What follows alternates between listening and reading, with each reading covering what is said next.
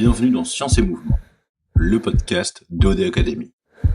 Là où les données et la science rencontrent le terrain et où on apprend enfin à comprendre son corps. Aujourd'hui, on va répondre à une question que beaucoup de monde se pose. Aujourd'hui, on va parler d'un sujet absolument fondamental. Un sujet qui concerne directement la performance, la récupération, la longévité sportive, la prévention des erreurs d'entraînement et plus largement, le respect du vivant.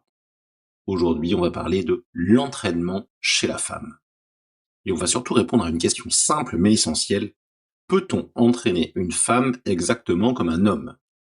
Eh bien, la réponse est logique, c'est non. Pas parce que les femmes sont plus fragiles, pas parce qu'elles sont moins adaptées à l'effort, pas parce qu'elles devraient s'entraîner moins, mais parce que leur physiologie est différente, leur régulation hormonale est différente, leur récupération peut varier différemment. Leur réponse métabolique peut évoluer au fil du cycle. Et si l'on ne comprend pas cela, on n'entraîne pas une athlète. On impose un modèle standard à un corps qui ne fonctionne pas de façon standard. Dans cet épisode, nous allons comprendre pourquoi le corps féminin ne répond pas toujours de la même façon à l'entraînement, ce que changent concrètement les hormones sur la fatigue, la récupération et la performance, pourquoi le cycle menstruel n'est pas un détail mais un véritable paramètre d'entraînement, ce qui change en périménopause et en ménopause, et surtout, comment adapter l'entraînement de manière simple, concrète et intelligente. Quand on parle d'entraînement, beaucoup de modèles ont été construits historiquement à partir de références masculines. Les zones, les volumes, les références de récupération, les réponses normales, entre guillemets. Et cela pose problème. Parce que le corps féminin n'est pas une variation légèrement différente du corps masculin. C'est un système physiologique à part entière avec sa propre logique de variation. Pour comprendre cela, il faut revenir à la base. Chez la femme, l'environnement hormonal évolue naturellement au cours du cycle. Deux hormones principales qui influencent l'organisme, et elles sont les oestrogènes et la progestérone. Ces hormones ont des effets qui vont bien au-delà de la reproduction.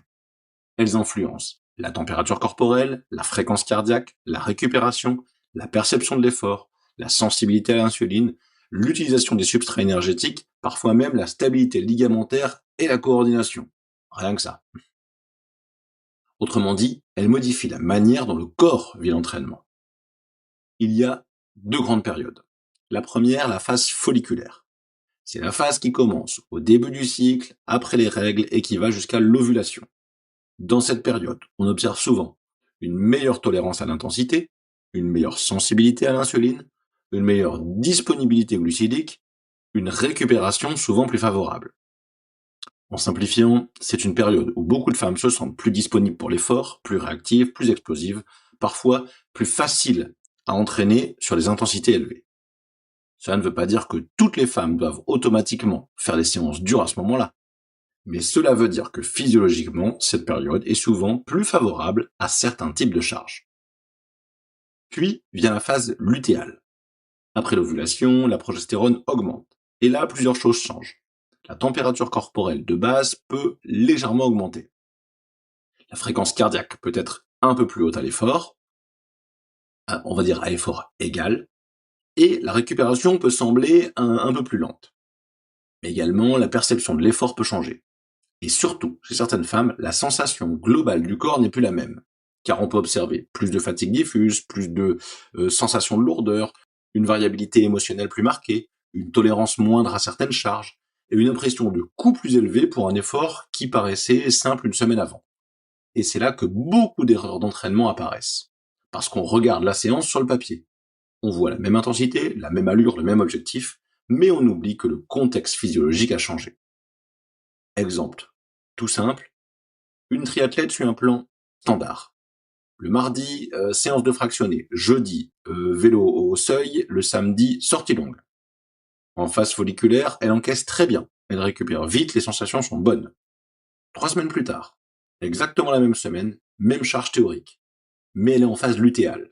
Et soudain, la fréquence cardiaque monte plus vite, la récupération est moins bonne, la séance semble plus dure et les sensations sont moins stables. Si on lit ça sans comprendre la physiologie, on se dit, elle est moins en forme, elle a moins bien récupéré, il faut pousser davantage pour relancer. Alors qu'en réalité, ce qu'on observe, et peut être simplement une variation physiologique normale. Et c'est là que l'intelligence de l'entraînement commence. Adapter ne veut pas dire réduire systématiquement. Adapter veut dire comprendre le contexte, répartir les intensités intelligemment, accepter que certaines périodes soient plus propices à certains types de travail, et surtout ne pas culpabiliser quand les sensations changent. Parce que le but n'est pas de lutter contre la physiologie, le but est de travailler avec elle. Si on veut faire maintenant le lien avec les données. Une femme peut observer au cours du cycle une HRV plus basse en phase lutéale, une fréquence cardiaque légèrement plus haute, un body battery plus bas, une récupération estimée plus longue. Nous l'avons vu dans les épisodes précédents sur les datas, la fréquence cardiaque et la HRV, ce sont des indicateurs qui peuvent être interprétés à tort comme des signes de surmenage, alors qu'ils reflètent parfois seulement une modulation hormonale normale. C'est pour cela qu'une donnée n'a de valeur que replacée dans son contexte. Et chez la femme, le cycle fait partie du contexte. Maintenant, essayons d'aller un petit peu plus loin, parce qu'il n'y a pas que le cycle menstruel non plus. Il y a aussi ce qui entoure l'entraînement féminin moderne, c'est-à-dire la charge de travail, la vie personnelle, la pression esthétique, les peurs liées à la prise de masse, les restrictions alimentaires, les comparaisons avec les modèles masculins. Tous ces facteurs viennent modifier la disponibilité énergétique, et ça, c'est un point majeur. Un corps féminin en déficit énergétique prolongé peut voir apparaître plutôt une baisse de récupération, des perturbations hormonales, une altération de la qualité d'entraînement, une fatigue plus profonde, une baisse de la qualité osseuse à long terme. Autrement dit, on peut perdre bien plus qu'en apparence. Et parfois, le problème n'est pas la charge d'entraînement. Le problème, c'est que le corps n'a plus assez d'énergie pour y répondre correctement. Si je prends l'exemple d'une coureuse qui veut à la fois augmenter son volume, perdre du poids, améliorer ses chronos, sur le papier, ça semble logique. Mais si l'apport énergétique ne suit pas, le corps fait des arbitrages. Il protège ce qui est vital, il ralentit ce qui peut l'être, et il dégrade ce qui n'est pas prioritaire à court terme. Résultat, elle continue à s'entraîner, mais elle progresse moins, elle récupère moins, et parfois dans un cercle de fatigue qu'elle ne comprend pas. Et chez la femme, cela peut se traduire par des cycles irréguliers ou la disparition du cycle. Et ça, ce n'est jamais à prendre à la légère, c'est vraiment pas anodin. Maintenant, faisons le lien avec la périménopause. C'est une période clé et pourtant très très peu expliquée dans le monde du sport. La périménopause correspond à une période de transition hormonale. Les hormones fluctuent davantage. Le sommeil peut être moins stable, la récupération peut devenir plus variable. Une sensibilité au stress qui change, la répartition de la masse grasse qui évolue. Et très souvent, les femmes concernées disent la même chose. Je fais à peu près pareil qu'avant, mais ça ne réagit plus du tout pareil. C'est une phrase extrêmement importante, parce qu'elle montre qu'on ne peut pas continuer à appliquer les mêmes schémas en attendant le même résultat. Et à ce moment-là, l'entraînement doit évoluer. Pas dans une logique de recul, mais dans une logique de réorganisation. La priorité dans ces cas-là, c'est plutôt de maintenir ou reconstruire la force, de préserver la masse musculaire, d'améliorer la récupération, de mieux gérer les intensités et de tenir compte de la fatigue globale.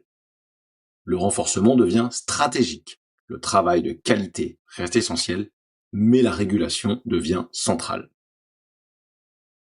Prenons un exemple d'une femme qui a 45 ans, très sportive, pratiquant le triathlon ou le trail, et on peut constater une récupération plus lente après des séances dures, une sensation de jambes lourdes, une variabilité plus importante des sensations, une difficulté à encaisser les grosses semaines comme auparavant. Si elle interprète cela comme un manque de motivation ou un défaut mental, elle va souvent surcharger encore davantage. Alors que la bonne approche serait plutôt de dire on va mieux répartir les charges, maintenir la qualité plutôt qu'augmenter les volumes, protéger le sommeil, renforcer le travail musculaire et individualiser davantage. Mais c'est exactement ça, entraîner intelligemment. Et avec le terrain, c'est simple. Chez OD Academy, on n'entraîne pas les femmes comme un groupe uniforme. On entraîne des personnes avec une physiologie, un cycle, un contexte, un vécu, des objectifs et une histoire sportive. Certaines tolèrent très bien l'intensité en toute période. D'autres ressentent des variations nettes. Certains ont besoin d'ajustements minimes, d'autres de vraies modulations de charge. L'enjeu n'est donc pas de créer un dogme, l'enjeu est d'observer, comprendre et ajuster. Et c'est là qu'intervient quelque chose de très simple mais très puissant, le journal d'entraînement contextualisé. Chez Olé Academy, nous utilisons justement Nolio, qui est un journal en lien avec justement tous les événements féminins. Pas seulement juste pour la durée, les fréquences cardiaques et les séances réalisées, mais les phases du cycle, le ressenti, la qualité du sommeil, les sensations de récupération, les perceptions de l'effort et éventuellement les douleurs ou les inconforts. Ça au travers de questionnaires ou simplement de RPE, donc des ressentis post-effort, ou même simplement de différents retours par rapport aux séances.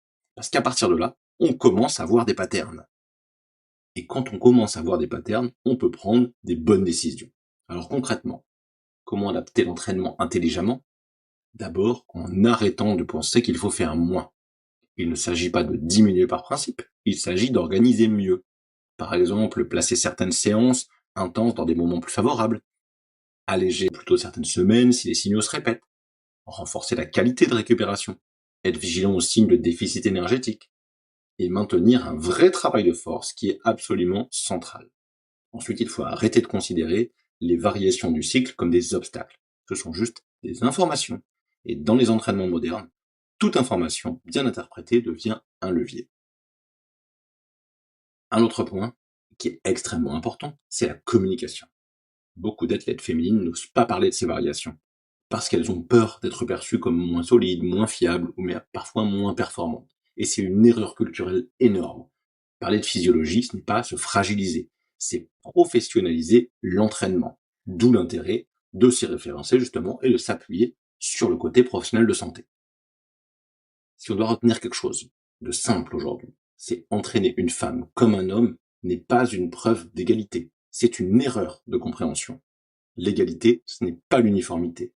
L'égalité, c'est la qualité d'adaptation à la réalité physiologique. Et cette réalité dit une chose très simple. Le corps féminin est adaptable, performant et résistant. Mais il ne répond pas toujours selon les mêmes rythmes ni les mêmes logiques. Et c'est précisément pour cela qu'il mérite un entraînement intelligent. On retiendra que le cycle n'est pas un problème à contourner, c'est une donnée à comprendre. Les hormones ne sont pas une excuse, elles sont un paramètre de performance. Et entraîner intelligemment une femme, ce n'est pas l'entraîner moins, c'est l'entraîner plus justement.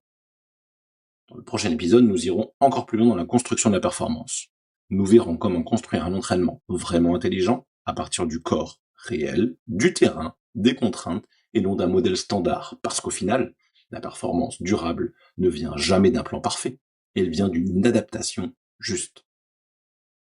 Bienvenue dans Science et Mouvement, le podcast d'OD Academy. Là où les données et la science rencontrent le terrain et où on apprend enfin à comprendre son corps.